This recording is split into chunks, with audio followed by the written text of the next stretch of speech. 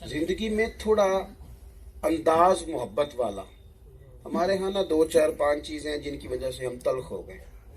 कुछ लोग कहते हैं जी मैं सच्चा हूँ लिहाजा मैं बंदा जी चूँकि खरा तो लिहाजा मैं कौड़ा। तो मैं कहता हूँ आपको गलती लग गई है, ये बात आप दुरुस्त नहीं कर रहे। क्यों?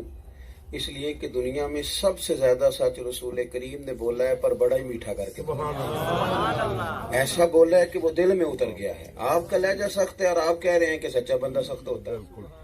पहली बात ये कि ये बात सिरे से ठीक ही नहीं कि कुछ लोग कहते हैं दुख बड़े हैं।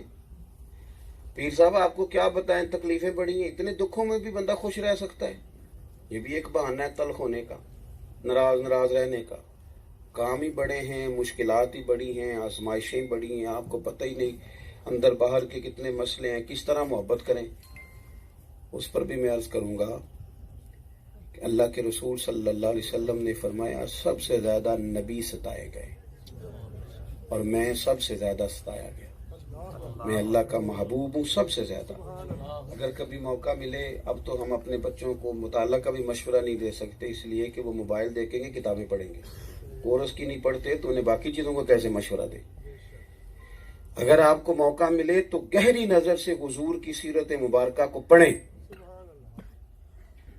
एक है ऐलान नबुव्वत के बाद कुफर की तरफ से तकलीफें, शुरू में भी बिल्कुल आगाज में भी कोई बहुत ज्यादा वो नहीं जिस तरह हमारे यहाँ आसूदगी से वक्त गुजरता है, इस तरह नहीं। आपकी विलादत नहीं हुई थी कि वालिद का विसाल हो गया, छोटी सी उम्र थी कि वालदा चली गई, दादा ने मोहब्बत से पाला था, दादा भी विसाल कर गए। बहुत सारी आजमाइशें पहले भी देखी।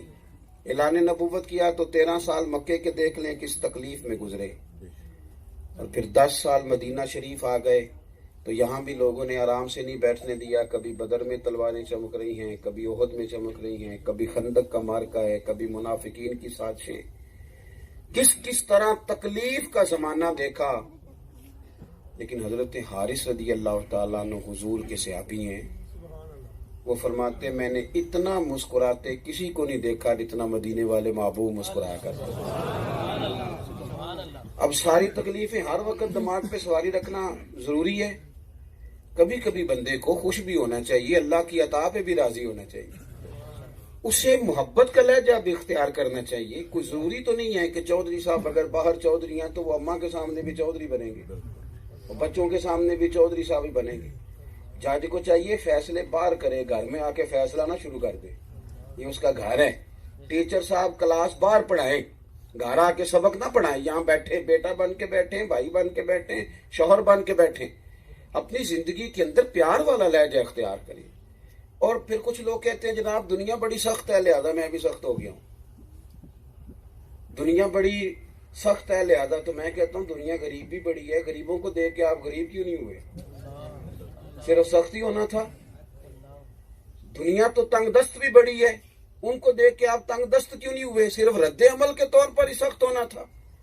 नबी पाक सल्लल्लाहु ताला अलैहि वसल्लम ने जो असबाक हमें दिए हैं मोहब्बत के, उनमें बहुत बड़ा दर्स ये है कि तुम्हारी तबीयत में माफ करने का जज्बा हो। माफ करने से मुराद ये नहीं कि बदला लेने की ताकत नहीं तो बंदा माफ कर दे, ये तो बुज़दिल करते हैं ये काम। बदला लेने की ताकत हो।